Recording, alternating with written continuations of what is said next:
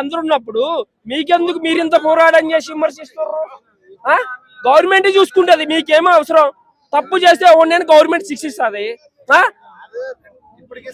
అంతేగాని లడ్డు ఏదో జరిగిందని లడ్డు ఎప్పుడు అసలు శాంపుల్స్ తీసుకోర్రు. చంద్రబాబు ప్రభుత్వంలో శాంపుల్స్ తీసుకోర్రు. మళ్ళీ చంద్రబాబు ప్రభుత్వంలో కల్తీ జరిగినదని జగన్ మీద విమర్శించడం తప్పక ఏం లేదు. ఇవన్నీ కులాలు మతాలు ఎన్ని రెచ్చగొట్టి తప్పక ఏమీ లేదు దీనిలో. అలా ఆయన క్రిస్టియన్, ఈయన హిందూ. అసలు క్రిస్టియన్ హిందూ అని ఎవరండి వేరు వేరు చేసి చెప్పింది? అందరూ ఒకటే, అందరూ ఒకటే, భారతీయులు అందరూ ఒకటే. జగన్మోహన్ రెడ్డి ఉన్నప్పుడు తిరుపతి నిధులు తీసుకెళ్లేసి క్రిస్టియన్స్ కి ఇచ్చిండ్రు. రికార్డ్స్ ఉన్నాయి, రికార్డ్స్ అనేవి క్లియర్ గా ఉన్నాయి. తిరుపతిలో ఉన్న బంగారాన్ని టన్నులు తీశారు. ఒకటి కాదు రెండు కాదు, టన్నులు తీసి క్రిస్టియన్స్ కి ఇచ్చారు. దాని రికార్డ్స్ ఉన్నాయి క్లియర్ గా. రికార్డు వెళ్తాయి క్లియర్ గా. రికార్డు ఉన్నాయి కాబట్టి చెప్తున్నాను నేను ఇక్కడ. ఇప్పుడు రికార్డు చూపించలేను కానీ రికార్డు అనేది ఖచ్చితంగా. ఏదో Amaravati silicon value, quantum value అవి చేద్దాము, అయ్యేదో పోదరు తెత్తరు, అవన్నీ జరుగుతాయి. అభివృద్ధి ఏం జరగదు. పాడరు రావటం ఈ ఫ్లైట్లు ఖర్చులు తప్పక ఏమి ఉండవు. ఫ్లైట్లు ఖర్చులకి మన డబ్బులు అడుగుంటారు. మనం వేసినాక ఓట్లు, మన ట్యాక్సీలు కట్టేదాకా సాఫ్ట్వేర్ ఎంప్లాయీకి ఒక్కొక్కరికి ఎంత కట్టవుద్ది తెలుసా?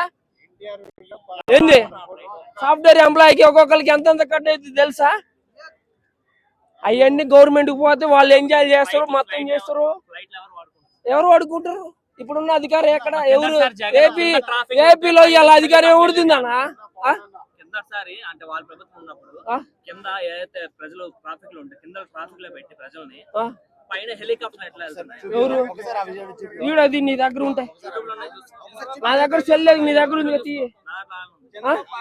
ఆపి తీయన్నా, నువ్వు మాట్లాడుతున్నావు కదా. అలాగైతే నువ్వు చెప్పిన ప్రతి మాట వీడియో తీసి చూపించు. ఒక్క నిమిషము. ఇప్పుడు నేను తెలిసిందే అన్న, చూసారు 20 ఏళ్ళు పరిపాలించిన 4 సీఎం చేసిన సన్నాసి అనేటోడు ఒక్కసారైనా సింగిల్ ఎందుకు రాడు? ప్రతి ఒక్క ఎలక్షన్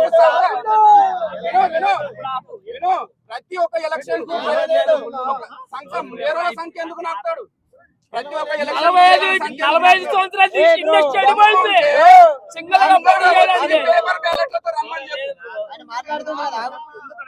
చెప్పేది దమ్ముంటే చంద్రబాబు నాయుడికి 2029లో సింగల్ గా వచ్చి పేపర్ బ్యాలెట్లతో రమ్మని చెప్పు. చిత్తుగా ఓడిపోకపోతే నేను చూస్తా. దమ్ములేని సన్నాసి మామని చంపి పార్టీ గుంజుకొని గెలిచి ప్రతి ఎలక్షన్ సంకనాకి మాన్ సంకనాకి గెలిచి నువ్వా ఈ రోజు కల్తీ లేదు ఏం లేదు ప్రజల మధ్యలో చిచ్చు పెట్టి పెట్టడానికి రాష్ట్రం మొత్తం అల్లకొల్లం చేసి నువ్వు ఇచ్చిన హామీలు ఏమిటి? 2 ఏళ్ళు అవుతుంది. ఏం చేసినావు నువ్వు ఆంధ్రప్రదేశ్ కి? ఆయన చేసిన సంక్షేమ పథకం అన్నిటికీ నువ్వు కట్టడాలపై రిబ్బన్ కట్ చేసి ఒకసారి చూడు. వాలంటీర్లు ఏమన్నాడు పవన్ కళ్యాణ్?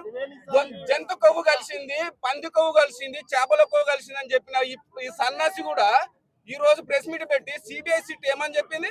సిబిఐ సిట్ ఉన్నాక వీళ్ళు మళ్ళీ నిన్న కమిటీ ఎందుకు వేసిరు? పీకనికి వేసిర్రా? ఎందుకు చెప్పింది? దమ్ముంటే పవన్ కళ్యాణ్ కూడా చెప్తున్నా, దమ్ముంటే పవన్ కళ్యాణ్ 29లో సింగిల్ గా రా.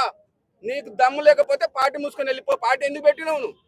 నీకు దమ్ముంటే 170 స్థానాల్లో పోటీ చేసే దమ్ముంటే పార్టీ పెట్టాలి, సింగిల్ గా రావాలి, సీఎం కావాలి.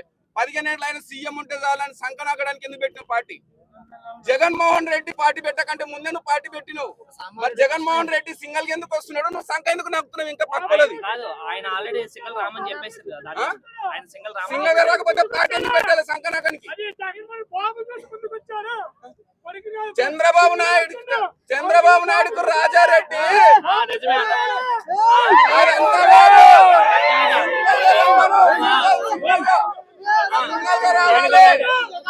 40 ఏళ్ళ ఇండస్ట్రీ అని చెప్పుకునేటోడు, 40 ఏళ్ళ ఇండస్ట్రీ. చంద్రబాబు జైల్లో ఉన్నప్పుడు పవన్ కళ్యాణ్ పోయి రోడ్డు మీద పడుకొని 40 ఏళ్ళ ఇండస్ట్రీ అని చెప్పుకునేటోడు 4 సార్లు సీఎం చేస్తున్నాడు. సింగిల్ గా ఎందుకు రావట్లేదు? విజయవాడ నేషనల్ హైవే మీద ఎందుకు పడుకున్నాడు పవన్ కళ్యాణ్?